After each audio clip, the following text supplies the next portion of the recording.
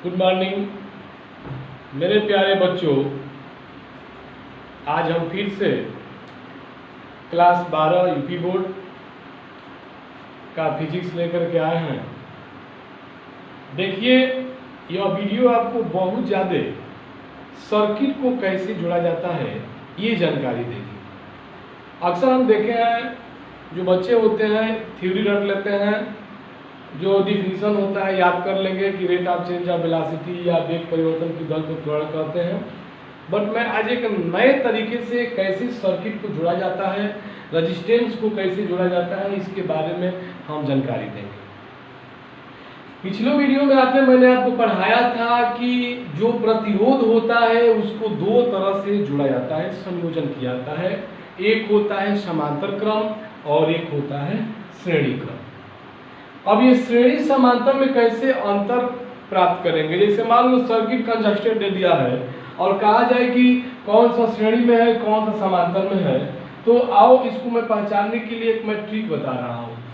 कोई भी सर्किट चाहे कोई भी परिपथ जब दो या दो से अधिक प्रतिरोधों से मिल करके बना हो तो सबसे पहले हम उसके बैटरी पर ध्यान देंगे जिस स्रोत से जुड़ा गया है। बैटरी पर इसलिए ध्यान देंगे कि मान लो यदि हम यहाँ एक स्विच लगा दे बाबू, और स्विच लगा करके यहाँ के मान लो के माने कुंजी, कुंजी का मतलब स्विच होता है। ध्यान दे मैं क्या समझा रहा हूँ। कुंजी को ऑन कर दो, जब कुंजी ऑन हो जाएगा तो कन्फर्म है कि धारा बही यहाँ से, ऐसे धारा ऐसे प्रवाहित होगी, यहाँ धारा जाएगी। लेकिन यहाँ सर्किट जो है बट गया, तीन भागों में सर्किट बचा है। इधर भी धारा जाएगी, धारा इधर भी जाएगी और धारा इधर भी जाएगी। तीन तरह धारा बट रही है। तो देखना, जहां धारा बटेगी वह सर्किट समांतर क्रम में कहलाता है। जहां पर बैटरी से आने वाली धारा बटना शुरू हो गई तो आंख मूंद के यही कहना है कि यह जो सर्किट है किस क्रम में है? समांतर क्रम में है, पैरेलल क्रम में। क्यों? क्योंकि यहाँ धारा का मान बढ़ रहा है। यहाँ 1 एम्पियर हो सकता है, यहाँ कुछ और एम्पियर होगा, कुछ और, मतलब 3 भागों में बट गया तो एकदम लग गया कि ये समांतर क्रम में है। तो समांतर क्रम में प्रतिरोधों को जोड़ने के लिए मैं आपको रूल बताया था और जोड़ा भी था। ठीक। दूसरा जो परिपथ दिया है यह बैटरी है। बैटरी को जैसे ही यहाँ स्विच लगा दो और स्विच लगा के जैसे ही यहाँ इसको ऑन करेंगे तो धारा ऐसे प्रवाहित होगी। ध्यान देना, हमेशा धारा धन ध्रुव की तरफ प्रवाहित होती है और इलेक्ट्रॉन हमेशा ऋण ध्रुव की तरफ प्रवाहित होता है। अर्थात आवेश के चलने के विपरीत दिशा में ही धारा चलती है। अगर तार में आवेश की दिशा इधर है तो एकदम समझ जाना कि धारा जो है ऐसे बह रही है। एकदम दिमाग में बैठा लेना है।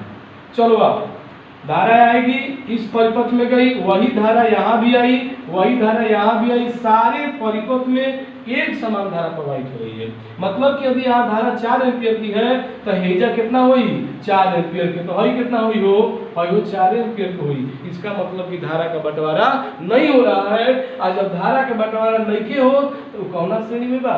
सीरीज क्रम में है, श्रेणी क्रम में जोड़ा गया है। तो इसके लिए एक अलग फार्मूला होता है। तो ये तो कंफर्म हो गया कि श्रेणी क्रम और समांतर क्रम को कैसे पहचानेंगे और इसको सॉल्व करना है।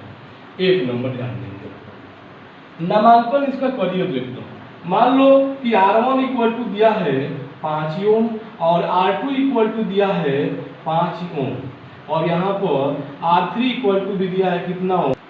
ठीक है, R1 का मान भी 5 ओम, R2 इक्वल टू 5 ओम और R3 equal to 5। It means सभी जो विभव प्रतिरोध दिया है सब एक दूसरे से इक्वल है।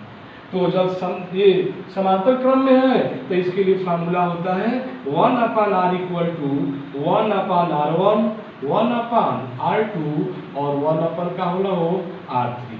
ध्यान दो, 1/R इक्वल टू R1 का मान कितना आया है? 5 ओम। R2 का मान कितना आया है? 5 ओम और R3 का मान आया है 5 ओम। गणित के नियमानुसार यदि सबका हर बराबर है तो अंश को जोड़कर कोई एक लिख दो। जब हर बराबर रहेगा सब तीनों अंश को जोड़ करके कोई एक लिख देते हैं। मतलब क्या होगा? 3/5 ओम, 1/R इक्वल, रिवर्स कर दो उल्टा, तो R बराबर कितना हो जाएगा? 5 ओम बटा में कितना? 3। यह जो है इन सभी प्रतिरोधों का तुल्य प्रतिरोध है। सबको जब समांतर में जोड़ेंगे तो इसका आंसर इतना ही है। हमको उम्मीद है कि आपको समझ में आ रहा होगा। ऐसे ही तुम अपने से कई सर्किट बनाओ और उसको बार बार जोड़ने के लिए सीखो। आइए चलते हैं श्रेणी क्रम में चलते हैं। इसको हटा दे रहा हूँ, ध्यान देंगे। अब इसमें दिया है सभी श्रेणी में। अगर तुमसे कोई पूछता है कि श्रेणी में क्यों है तो कहना है कि धारा का बंटवारा नहीं हो रहा है, जो धारा यहाँ है वही धारा यहाँ है, वही धारा यहाँ है। तो इसमें भी लिख लेंगे। बताओ R1 इक्वल टू क्या दिया है 4 ओम और R2 इक्वल टू क्या दिया है 5 ओम तथा R3 इक्वल टू क्या दिया है 6। क्लियर। अब इसके लिए होता है R बराबर R1 plus R2 plus R3। ऐसे जोड़ेंगे कब, जब इस श्रेणी में हुई तो दोनों श्रेणी में बा, इसलिए लिखेंगे R बराबर R1 plus R2 plus R3। तो ध्यान दो, R बराबर R1 के मान कितना है 4 ओम, R2 के मान 5 ओम और R3 का मान क्या दिया है 6। सीधा सवाल जोड़ दो, 4 2 6 5 नहीं 4 और 6 10 5 15, ये है आपका। तो हम इस तरह से श्रेणी और समांतर में जोड़ेंगे। आप भी क्या करिए कि ऐसे ऐसे कई सर्किट बनाइए और बना करके देखिए कि कौन श्रेणी में है कौन समांतर में है। जिस दिन पता चल गया कि श्रेणी समांतर कौन है तो इतने भी सर्किट को सॉल्व कर लेंगे। धन्यवाद, आज के लिए इतना है।